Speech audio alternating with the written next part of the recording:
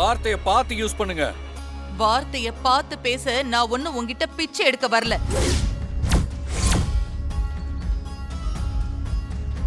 உங்க அம்மா வேலைக்காரி தானே? வேலைக்காரியா இருந்துதானே அந்த வீட்டுக்கு எஜமானி ஆனா.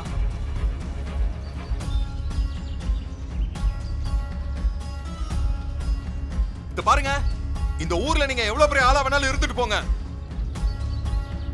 இதுக்கு மேல எங்க அம்மாவை பத்தி ஒரு வார்த்தை சொன்னீங்க, நானும் உங்க லெவலுக்கு வந்து இறங்கி பேசுவேன். பாத்தியா மருது, நம்ம லெவலுக்கு இறங்குற ஆளை பாத்தியா?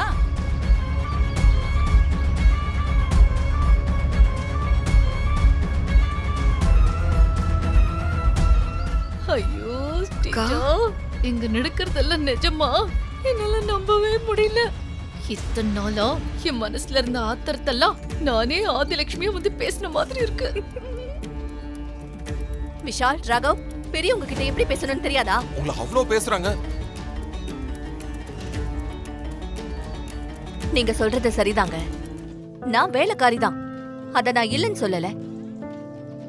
ஆனா அந்த வேலைக்காரி இன்னைக்கு என் குடும்பத்தோட பாசத்துக்கும் என்ன மதிக்கிற இந்த சில மனுஷங்களோட அன்புக்கும் என்னைக்குமே எஜமானியா இருக்கிறேன்னு நினைக்கும் போது எனக்கு ரொம்பவே சந்தோஷமா இருக்கு. இப்ப என்கிட்ட இல்லாத பணம் இல்ல, அதுக்காக பணத்தை முன்ன வச்சு நான் யாரையும் எடை போடுறதும் இல்ல. சுபத்ரா,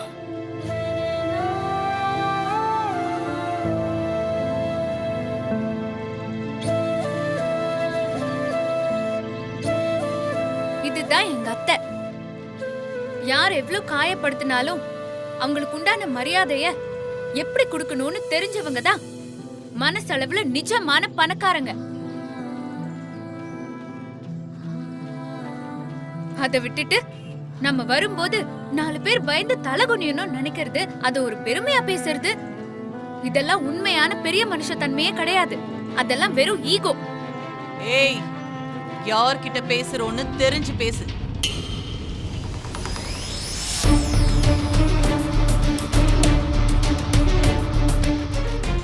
அம்மா சொல்றேன்னு தப்பா எடுத்துக்காதீங்க. தெய்வம் முடிவு எடுத்ததுக்கு பிறகு அந்த முடிவை மாத்த நாம யாருமா?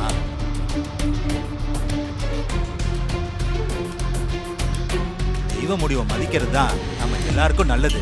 அதை விட்டுட்டு தெய்வ காரியத்துக்கு வந்தவங்கள இப்படி அசிங்கப்படுத்துறது சரியாமா?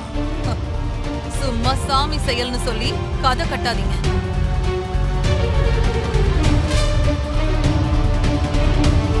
ஊர்ல பெரிய மனுஷி நான் ஒருத்தி இருக்கும்போது இவங்களுக்கு முதல் மரியாதையா? அப்போ இந்த ஊர்ல இந்த ஆதிலட்சுமிக்கு என்ன கௌரவம் இருக்கு? இத்தனை வருஷமா இந்த ஊர்ல எனக்குன்னு ஒரு தனி இடம் இருந்ததுக்கு என்ன அர்த்தம்? உங்களுக்கெல்லாம் நான் செஞ்சது அவ்வளவு சீக்கிரம் மறந்துட்டீங்களா? நீங்க செஞ்சதெல்லாம் இந்த ஊர் மக்கள் நல்லாவே ஞாபகம் வச்சிருக்காங்க போல இருக்கு. அதான் நீங்க இவ்ளோ கேக்கும் போது உங்களுக்காக இங்க பேசுறதுக்கு யாருமே இல்ல.